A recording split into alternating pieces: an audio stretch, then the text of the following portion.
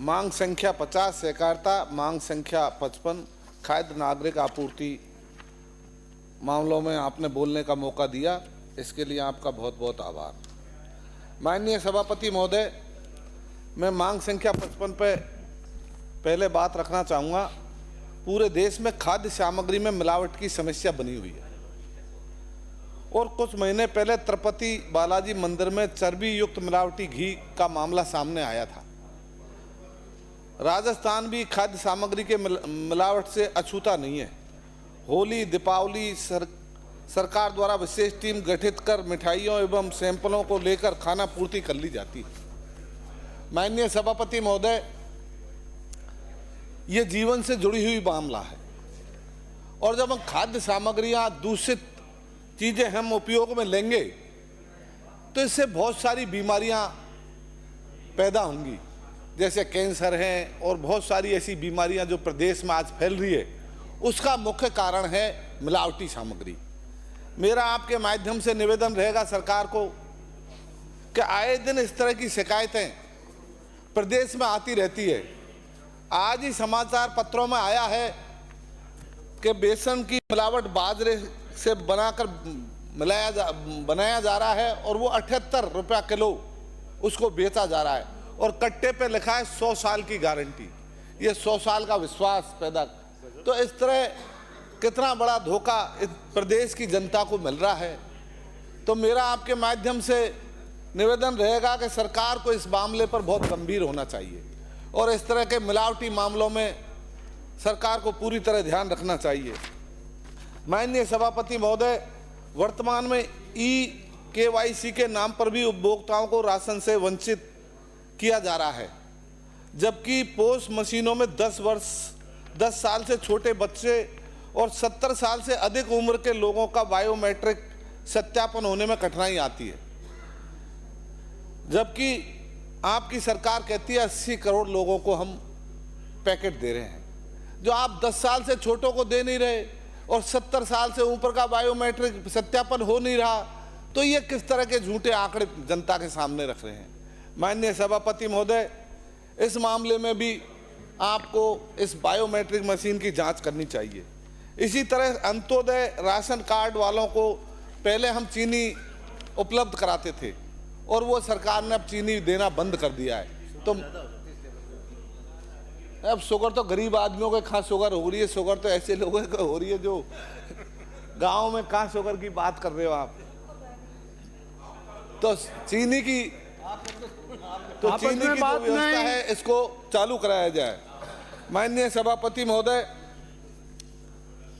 सहकारिता किसान, श्रमिकों और आम नागरिकों के आर्थिक सशक्तिकरण के मामले में लाभ पहुंचाने के लिए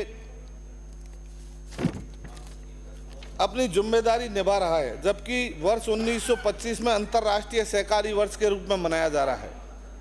सहकारी बैंकों में भ्रष्टाचार और कुप्रबंधन चरम पर है। राजस्थान में सहकारी बैंक और ऋण समितियों के हालत दिन ब दिन बिगड़ते जा रहे हैं। किसानों को समय पर कर्ज नहीं मिल पा रहा है, लेकिन उद्योगपति और प्रभावशाली लोगों को मनमाने ढंग से ऋण दिए जा रहे हैं। कई मामले में सहकारी बैंकों में घोटाले और प्रबंधन की राजनीतिक हस्तक्षेप सामने आया है। माननीय सभापति महोदय, सहकारी बैंकों की और ग्राम सेवा सहकारी समितियों की आज ये हालत हो गई है प्रदेश में कि वो बिल्कुल मरणोपरांत आ गई है। आज जो भ्रष्टाचार उनमें हो रहा है और उनकी स्थिति जो पैदा हुई है, मैं खुद भी सहकारी विभाग से जुड़ा हुआ रहा हूं, तो इनको हमको पूरी तरह से अंकुश लगाना चाहिए सरकार को। और 10-10, 5-5 साल हो जाते हैं ऑडिट किए हुए, तो इनकी हर वर्ष ऑडिट होनी चाहिए और ऑडिट के साथ साथ सरकार को एक कमेटी बनानी चाहिए। हर जिले में, हर सहकारी बैंक के ऊपर एक कमेटी होनी चाहिए और कमेटी में वहाँ के लोकल जनप्रतिनिधियों को शामिल किया जाए कि भाई कौन कौन सी सोसाइटियाँ, अब ग्राम सेवा सहकारी समिति, मार्केटिंग सोसाइटी है, भूमि विकास बैंक है, कोऑपरेटिव बैंक है, और इन बैंकों में कितने घपले हो रहे हैं कोई ध्यान नहीं दे रहा। तो इसका सरकार में मंत्री जी हैं, पर मंत्री जी कहाँ तक नीचे स्तर पर काम करेंगे। तो जिले में आपको एक कमेटी का गठन करना चाहिए और वो कमेटी उनको टाइम टू टाइम उनकी ऑडिट कराए और ऑडिट से ये पता लगेगा कितने घोटाले इस बैंकों में और इन संस्थाओं में हो रहे हैं। माननीय सभापति महोदय, इसी तरह से सहकारी बैंकों में हुए ऋण घोटालों में बड़े बड़े घोटाले उजागर हुए हैं, जिनमें कई उच्च अधिकारियों की भी सम्मिलित रहे हैं। बजट में भी कुछ नहीं दिया गया, केवल नवीन 8 जिलों में क्रय विक्रय सहकारी समितियों की स्थापना करने की घोषणा की है तथा आगामी 2 वर्षों में 2500 से अधिक ग्राम पंचायत मुख्यालयों पर ग्राम सेवा सहकारी समितियों की स्थापना करने की घोषणा की गई है। सभापति महोदय, मैं आपके माध्यम से बताना चाह रहा हूं कि ग्राम सेवा सहकारी समितियों के गठन के मापदंड इतने कठिन व पेचीदे हैं कि इन मापदंडों के आधार पर 2 वर्ष में 2500 ग्राम पंचायतों को किस प्रकार से संभव नहीं है। हालांकि सरकार ने नए जीएसएस गठन के न्यूनतम सदस्य संख्या 300 रखी है। 300 के स्थान पर 150 एवं न्यूनतम हिस्सा राशि 3 लाख से 1.5 लाख कर दी है, लेकिन यह भी ज़्यादा है। इसको भी इन मापदंडों में शिथिलता दी जानी चाहिए। दूसरी ओर जिस नवीन ग्राम सेवा सहकारी समिति के गठन में जीएसएस में बंटवारा होगा, वो पुरानी जीएसएस बंटवारा चाहती नहीं है। इस समितियों का प्रस्ताव जरूरी है। इस प्रस्ताव की आवश्यकता को बंद किया जाना चाहिए। नवीन जीएसएस गठन में पुरानी जीएसएस की समाप्त करने की जरूरत है। माननीय सभापति महोदय, जो ग्राम सेवा सहकारी समिति हम बनाएंगे तो कितनी ग्राम पंचायत और पुनर्गठन हो रहा है, और हर पंचायत हेडक्वार्टर पर हमको ग्राम सेवा सहकारी समिति बनानी है। तो ग्राम सेवा सहकारी समिति पहले तो ग्राम पंचायतों को और इसमें परमिशन लेनी पड़ती है नाबार्ड से, विश्व बैंक से, डायरेक्ट तो होती नहीं। तो इनमें उनके आधार पर हमको शिथिलता बरतनी चाहिए। और जब ज़्यादा ग्राम सेवा सहकारी समिति होगी तो लोगों को ज़्यादा फायदा मिलेगा। और उसके जो ऋण के मापदंड है उनको बढ़ाना चाहिए। 50,000 का आपने न्यूनतम रख रखा है, तो 50,000 से क्या होता है, किसान की ज़मीन अपन गिरवे रख लेते हैं, वो दूसरी जगह से ऋण नहीं ले पाता है। तो बहुत सारी इस तरह की जो पुराने जो नियम हैं उनमें सरकार को शिथिलता बरतनी चाहिए और उन 50,000 के बजाय किसान को 2 या 2.5 लाख रुपए देने का प्रावधान ऋण का रखना चाहिए। माननीय सभापति महोदय, इसी तरह से 1000 मीट्रिक टन के गोदामों की सख्त आवश्यकता। हर ब्लॉक स्तर पर 1000 मीट्रिक टन का एक गोदाम होना चाहिए। और उस गोदाम में जो हम किसानों को परेशानी आती है, खाद की है, डीएपी है, यूरिया है, इसकी जब मौके पर होता है तो उसकी बहुत कालाबाजारी होती है। और हम ग्राम सेवा सहकारी समितियों के पास पैसा नहीं होता तो वो खाद नहीं खरीद पाती है, तो वो फिर बाजार में व्यापारियों से लेने पर मजबूर होता है। और उसमें किस तरह का खाद मिलता है, कितनी परेशानियां होती है। इस साल किसानों को खाद के बदले डंडे मिले बाजारों में और उनकी पिटाई हुई, तो ये बहुत दुर्भाग्य की बात है। ग्राम सेवा सहकारी समितियों को आत्मनिर्भर बनाने के लिए हमको 2-2, 5-5, 10-10 लाख रुपए के अलग से उनको ऋण देना चाहिए।